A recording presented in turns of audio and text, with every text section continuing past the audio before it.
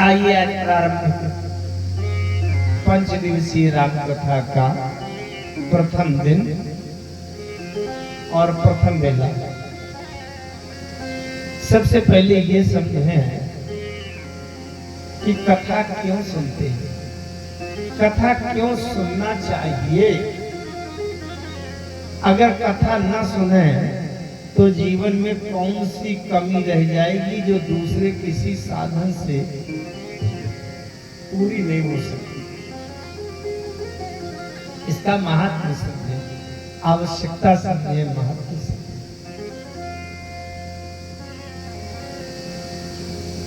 संसार में जीव जब आता है, जन्म हुआ तो जीव सदैव दुखी, चिंतित, शोकग्रस्त, परेशान रहता है। अच्छा, क्योंकि संसार में जिस प्रकार से बालू को अगर तेल पेरने वाली मशीन में डालकर तेल पेरने का, उससे तेल निकालने का प्रयास किया जाए तो कभी तेल निकलेगा क्या? कभी निकल ही नहीं सकता, क्योंकि इसमें तेल होता ही नहीं है। एक बात ये पक्की है, संसार में सुख और शांति होती ही नहीं। तो सुख और शांति कभी मिल ही नहीं सकती। सुख शांति आनंद कहाँ है? परमात्मा में है, राम जी में है। शांति कहाँ है? शांताकारं भुजगशयनं, वहां शांति है। वो कितनी शांति है? भुजगशयनं, उसके बाद भी शांताकारं। सोचो ये शांति है। बड़े भारी विषधर शेषनाग के ऊपर लेटे हो, शांत। जबकि आप जिस कमरे में आपका बिस्तर लगा है और उसमें इतना सा सांप घुस जाए तो आप शांति से सोएंगे? वहां से भागेंगे। लेकिन भगवान विष्णु के लिए, श्री हरि नारायण के लिए आया शांताकारं भुजगशयनं, सांपे के ऊपर लेटे हो, मस्ती से सोए। ये शांति का लक्षण। भगवान शंकर अरे बैठे सोह कामरी पुए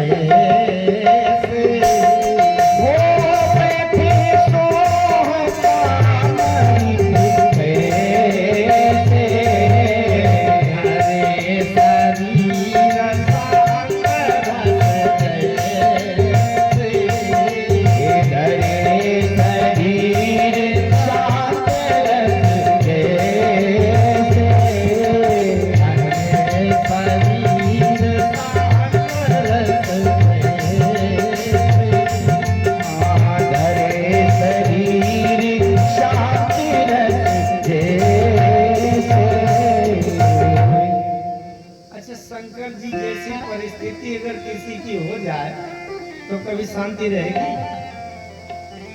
गले में सांप है अलग, ऊपर जटाओं में अलग, कानों में अलग, भुजाओं में अलग, कम से कम 70 सांप लिपटे रहते। तीसरे नेत्र में आग बरस रही है, ऊपर से गंगा जी निकल रहे। और उसके बाद धरे शरीर शांत रस जैसे। अगर शांति प्राप्त करना है तो भगवान शंकर से प्राप्त करें, विष्णु भगवान से प्राप्त करें। एक और बहुत बढ़िया, शांतम शाश्वतम अप्रमेयम मनघम निर्वाण शांति प्रदम। बहुत सरल शब्द है, निर्वाण शांति प्रदम। प्रदम माने प्रदान करने वाले। कौन है? राम।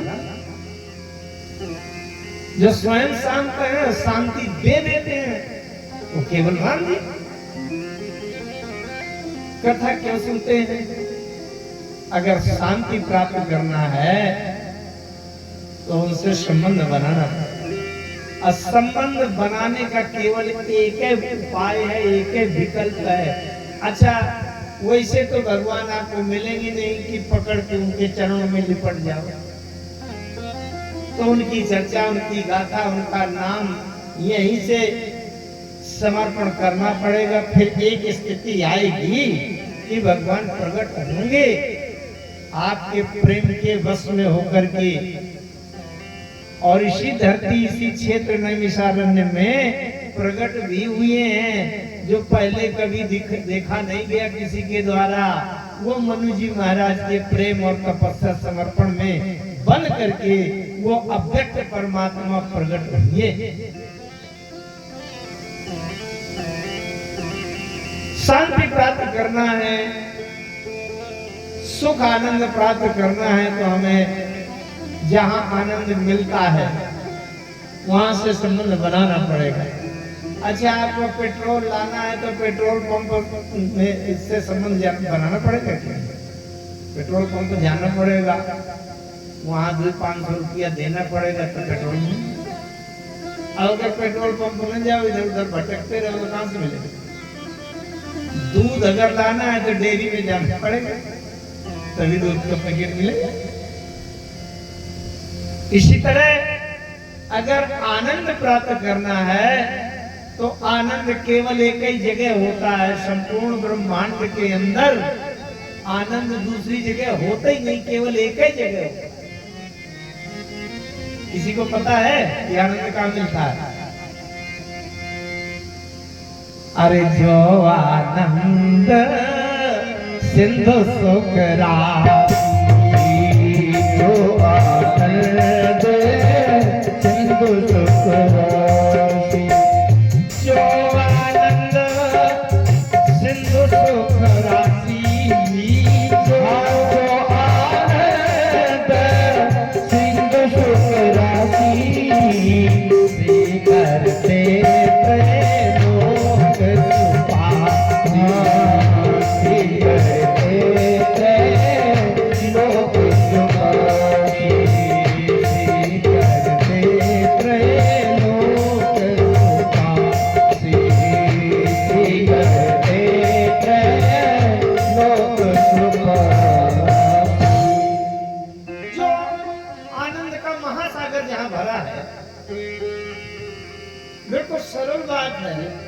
जहां आनंद का महासागर भरा है और वहां से संबंध न करें और संसार भर में भटके तो आनंद मिलेगा नहीं। आनंद केवल एक जगह है, सो सुख धाम राम यस नाम, अखिल लोक दायक सुख धाम राम नाम, अखिल लोक दायक विश्राम, अखिल लोक दायक विश्राम, अखिल लोक दायक विश्राम। आनंद का महासागर भरा है, सुख का धाम माने भंडार है। और जिनके सुख के उस भंडार से एक बूंद सुख टपका देते हैं तो तीनों लोग मौज में डूब जाता है। इतनी क्षमता है उस आनंद में, सुख में। हम उसको छोड़कर इधर उधर संसार में भटके कहीं, क्या मिलेगा? कुछ नहीं हाथ लगेगा। ये जीवन मिला है मनुष्य का जीवन में। एक बात बताऊं मैं, इस सृष्टि का सबसे अंतिम शरीर है नर। नर के आगे अगली सीढ़ी सीधे नारायण की होती है, फिर और कोई बीच में और अंतर नहीं। नर बना करके हमको परमात्मा ने नारायण बनने का अवसर दे दिया है कि अगर तुमसे चलते बन जाए, हृदय में विचार करके बन जाए, सत्संग के माध्यम से केंद्रित हो जाए भावनाएं, तो नर के बाद नारायण बन जाए। नारायण बनने का पूरा अवसर दे दिया। तो इसलिए राम से संबंध जोड़ने के लिए राम कथा के अतिरिक्त और कोई साधन नहीं है। भव सागर चह पार जो पावा, भव सागर चह पार जो पावा, भव सागर चह पार जो पावा, भव सागर चह पार जो पावा।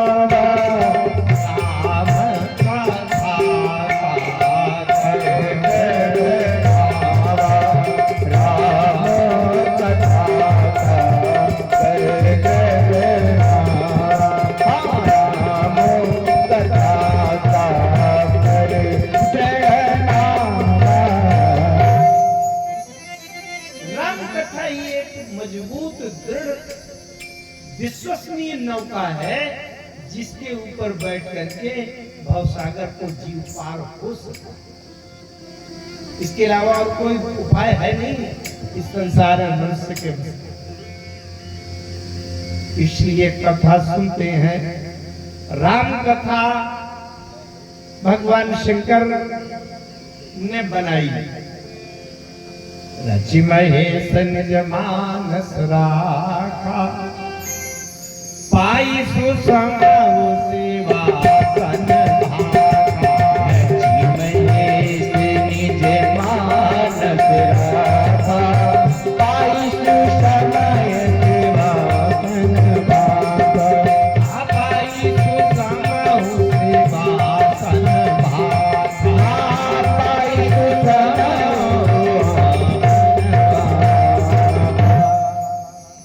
शंकर ने राम कथा की रचना की। एक बात बताऊं मैं आपको, अगर आपके पास, सबके पास होते हैं कुछ कीमती चीज है, अगर छोटी सी सोने की अंगूठी है तो पहन लेंगे, वैसे अलमारी में साधारण रख सकते हैं। लेकिन अगर 15 तोला का कोई सोने का हार है तो उसको साधारण अलमारी में नहीं रखेंगे, कई ताले के अंदर। अब कोई 5-10 करोड़ का हीरा है, उसको फिर और उस साधारण लाकर में भी नहीं रखेंगे, उसको तो इतनी गहरी गोपनीय जगह में रखेंगे कि जहां घर परिवार वालों का भी धोखे से हाथ न पहुंच जाए। बात समझ रहे? बहुत ध्यान से समझना। भगवान शंकर ने राम कथा की रचना की। अगर ये साधारण कविता होती तो शंकर जी एक डायरी में लिख करके वहीं कहीं कैलाश पर्वत के किसी उस छेद में ऐसा रख देते, डायरी में कोई भी पढ़े तो पढ़े। सोचिए आप कितनी कीमती रही होगी कि न शंकर जी ने कहीं कैलाश पर्वत के किसी जगह में रखा, न कहीं लाकर में रखा। कहां रखा? हृदय में रखा। रचि महेश निज मानस राखा, रचि महेश निज मानस राखा, रचि महेश निज मानस राखा, रचि महेश, रचि महेश, रचि महेश निज मानस राखा, रचि महेश निज मानस राखा, रचि महेश निज मानस राखा, रचि महेश निज मानस राखा। अच्छा, जिस चीज को कोई व्यक्ति अपने हृदय के भीतर रख दे, इसका मतलब इतनी महत्वपूर्ण, इतनी कीमती, इतनी मूल्यवान है कि वो कहता है कि प्राण चाहे चले जाए पर ये चीज कहीं चोरी न हो जाए, कहीं इधर उधर खो न जाए। और भगवती पार्वती जी वो भी इस कथा को बाहर निकलवाना चाहती थी। एक बात बताऊं मैं आपको, अगर आपके 3 पीढ़ी पहले से कोई 5 करोड़ का हीरा ऐसा रखा है कि जो बहुत कीमती है, तो थोड़ी बहुत जरूरत भी पड़े, पैसे के रुपया की परेशानी भी आवे, तो आप वो जल्दी निकाल कर नहीं देंगे। थोड़े मोड़े जेवर आभूषण तो बेच सकते हैं, कहीं गिरवी रख सकते हैं, लेकिन वो नहीं निकालेंगे क्योंकि वो बहुत अंदर रखा। और पार्वती जी कथा को निकलवाना चाहती थी। क्यों? इसलिए कि कथा में एक विशेषता है, कथा जो सकल लोक हितकारी, कथा जो सकल लोक हितकारी, सोई पूछन चाहत,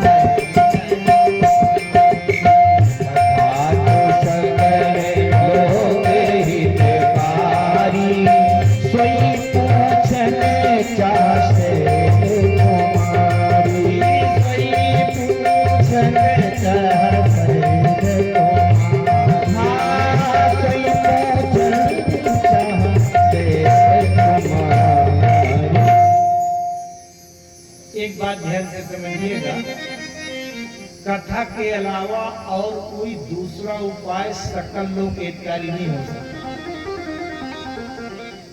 ध्यान से समझना, जैसे किसी के पुत्र नहीं है, अब पुत्र प्राप्त करने वाला मंत्र और अनुष्ठान कराया जाए तो जिसके पुत्र नहीं उसके पुत्र तो हो जाएगा, लेकिन सकल लोक हितकारी है क्या? अगर किसी के 8 लड़के पहले से हैं और उसको वही अनुष्ठान करा दिया जाए तो 15 हो जाएंगे, तो हितकारी है क्या? अच्छा, किसी के विवाह होने वाला कोई मंत्र अनुष्ठान कर दिया जाए कि विवाह हो जाएगा, तो जिसका विवाह नहीं हुआ उसके लिए तो हितकारी है, लेकिन जिसके घर में 2 पत्नी पहले से बैठी हैं, 3 और आ जाए तो बड़ी आफत हो जाएगी कि नहीं? तो और कोई अनुष्ठान सकल लोक हितकारी नहीं हो सकता, लेकिन कथा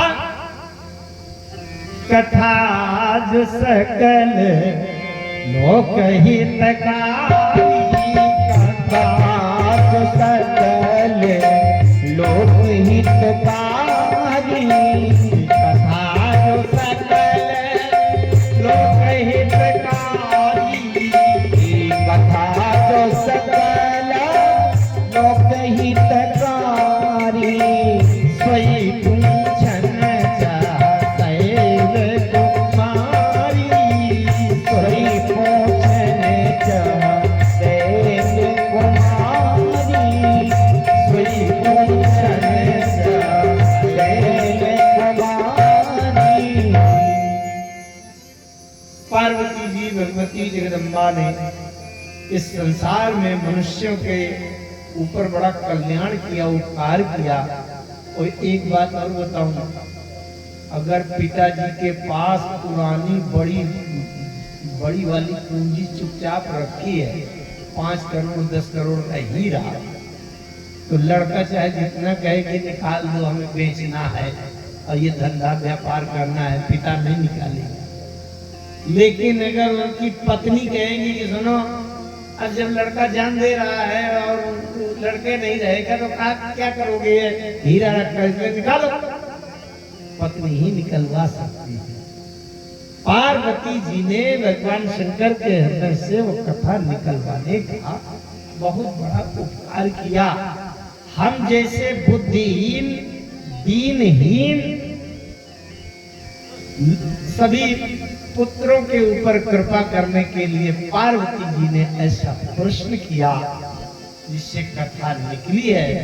और कथा, अगर ये कथा ना होती, कौन जानता कि राम क्या है?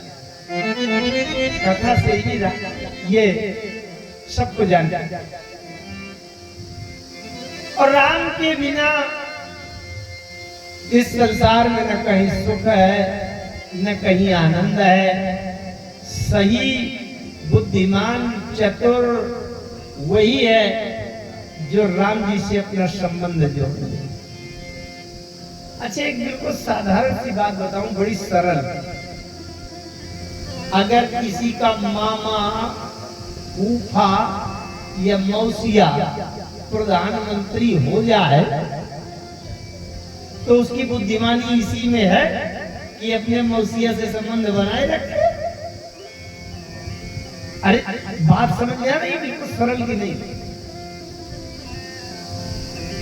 सारी समस्याओं का हल यही है कि उसका जो फूफा प्रधानमंत्री हो गया है तो अपने फूफा से संबंध आना जाना, रोज फोन वार्ता, अब मिलना जुलना, जाके पैर छुआवे और आना जाना करता रहे तो संसार की सारी समस्याएं अपने आप दूर हो जाएगी।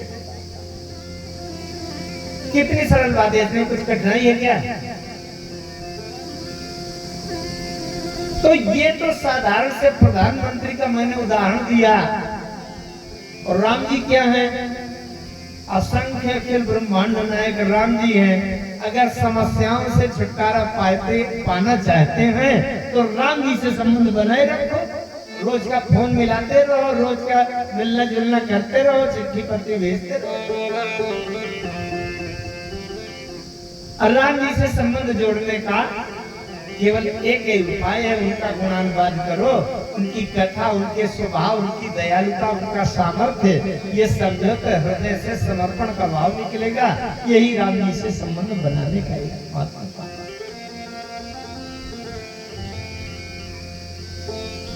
ये राम जी से संबंध जोड़ने का उपाय है। कथा क्यों कही जाती है कि राम जी से संबंध जुड़ जाए?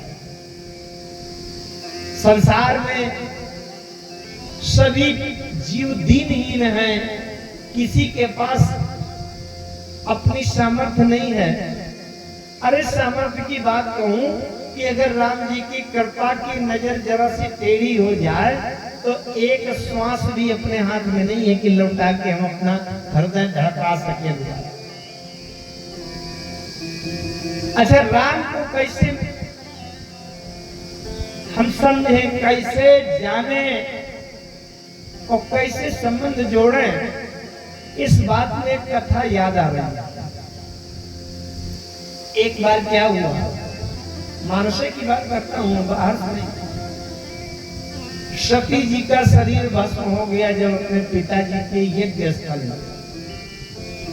सती जाई देखियो तब जागा, कतौ न दीख शंभु कर भागा।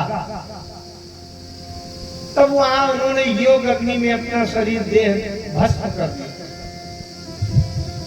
अच्छा, शंकर जी की पत्नी भस्म हो गई तो उनको वैराग्य हो गया और एक बार जाकर के समाधि में बैठ गए।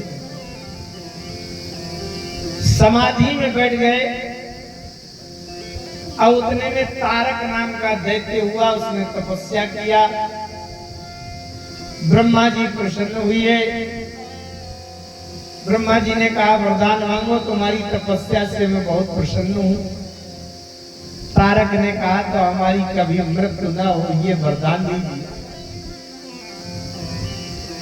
ब्रह्मा जी ने कहा, सृष्टि में अमरता का वरदान देने का नियम नहीं है, इसलिए और कोई वरदान मांगो।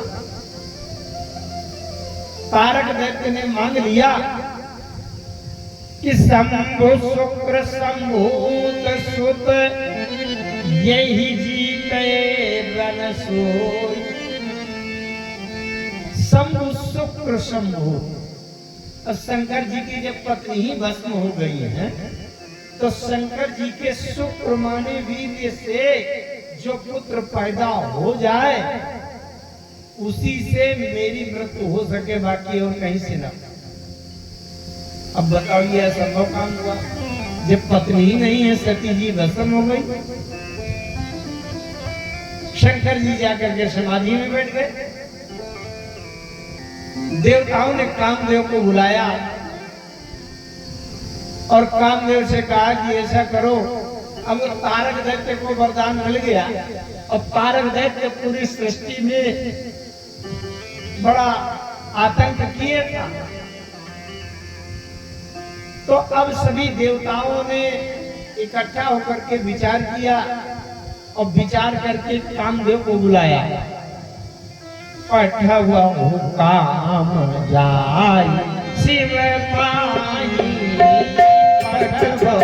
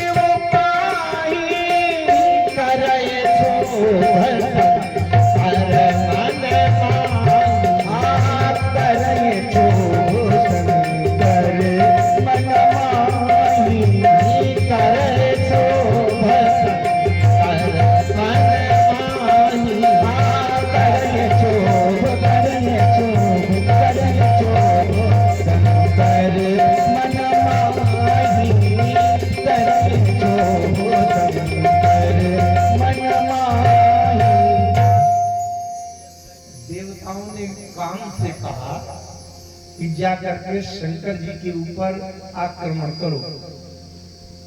कामदेव ने कहा शंकर जी का मैं क्या कर पाऊंगा?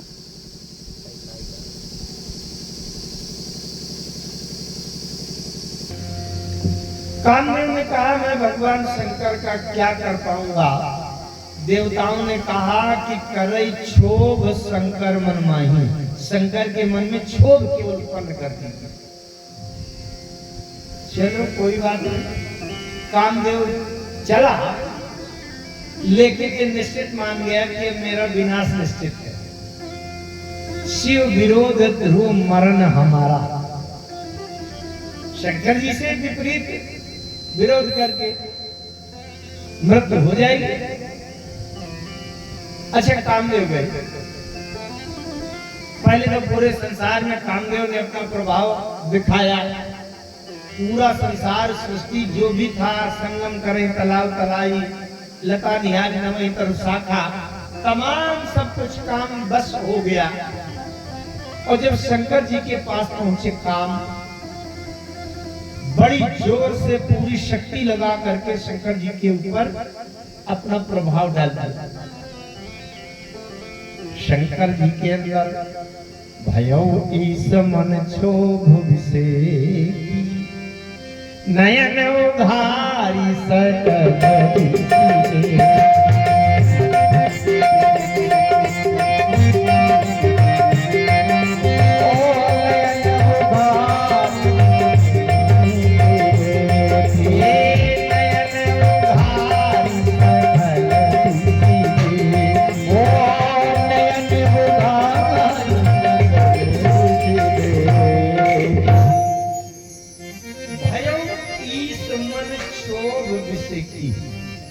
भगवान शंकर के मन में विशेष क्षोभ उत्पन्न हो गया। नयन उघारे, आंख खोल दिया। जब आंख खोला तो क्या दिखाई पड़ा? सौरभ पल्लव मदन बिलोका, सौरभ पल्लव मदन बिलोका, सौरभ पल्लव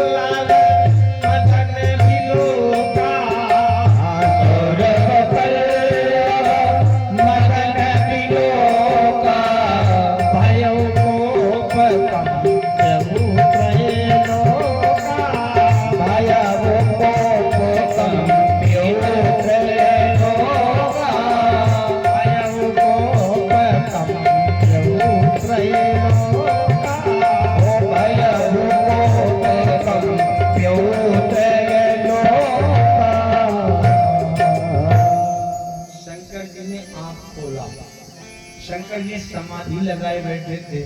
समाधि में आंख बंद करना पड़ता है। और जब काम ने आक्रमण किया तो शंकर जी ने आंख खोला। जब आंख खोला तो क्या दिखाई पड़ा? सौरभ। सौरभ माने? सौरभ माने पता है किसी को? क्यों जानते हो? सौरभ आम, वाह, सौरभ माने आम। बहुत ध्यान से समझिएगा। शंकर जी ने आंख खोला तो आम दिखाई पड़ा। आम माने क्या होता है? जैसे कहीं पर लिखा है ये आम रास्ता नहीं है, इसका मतलब सार्वजनिक सामान्य रास्ता नहीं है, विशेष खास लोगों के लिए रास्ता है। इसका मतलब आम माने सामान्य और खास माने विशेष। बहुत केंद्रित होकर के बात समझिएगा, बहुत गहरा सूत्र यहां से मिला। शंकर जी जब आंख बंद करके समाधि में थे तो किसको देख रहे थे? राम को। शंकर जी जब आंख बंद किए हैं तो राम दिखाई पड़ रहा है, और शंकर जी ने जब आंख खोला तो आम दिखाई पड़ा, और आम के बीच में और ध्यान से देखा तो काम दिखाई पड़ा। मतलब जानते हो क्या हुआ? अगर आपको राम से मिलना है, राम को देखना है, तो संसार से आंख बंद करना पड़ेगा। क्योंकि अगर संसार में आंख खोलेंगे तो आम दिखाई पड़ेगा, आम माने सामान्य संसार दिखाई पड़ेगा, और आम के बीच में काम दिखाई पड़ेगा। ये तीन की गाथा है, राम आम काम। अच्छा, आम ऐसा है कि राम के भीतर भी आम घुसा है, काम के भीतर भी आम घुसा है। आम में का लगा दिया जाए तो काम हो गया, और आम में र लगा दिया जाए तो राम हो गया। इस आम संसार में, सामान्य संसार में अगर आपको राम से मिलना है तो संसारिकता से आंख बंद करना पड़ेगा। ये इसका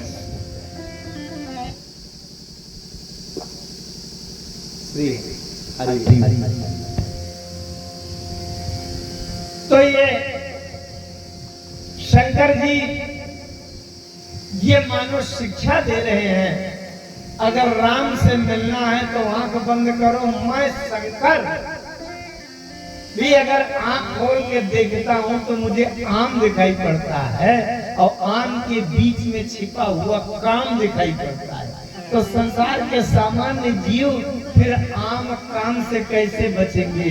इसलिए आंख बंद करो, भीतर भीतर राम से मिलो, राम का दर्शन करो, राम मिले। इसलिए संसार में जो आवश्यक कर्तव्य हैं उनको करने के साथ साथ अंदर, अपने जीवन के अंदर राम को झांककर देखने का प्रयास करना। भगवान शंकर काम को भस्म करते हैं। हम लोग क्या करते हैं कि काम को भस्म नहीं कर पाते, काम के भस्म में नाच जाते। काम ने दो के ऊपर आक्रमण किया। एक बार शंकर जी के ऊपर आक्रमण किया, और एक बार नारद जी के ऊपर आक्रमण किया। शंकर जी के ऊपर काम ने एक बार आक्रमण किया, नारद जी के ऊपर काम ने एक बार आक्रमण किया, लेकिन राम जी के ऊपर काम ने 2 बार आक्रमण किया। मानस काम से बचने का क्या उपाय है, इसको रामचरितमानस से समझने का प्रयास है। काम के प्रभाव से कैसे बचें। एक बार नारद जी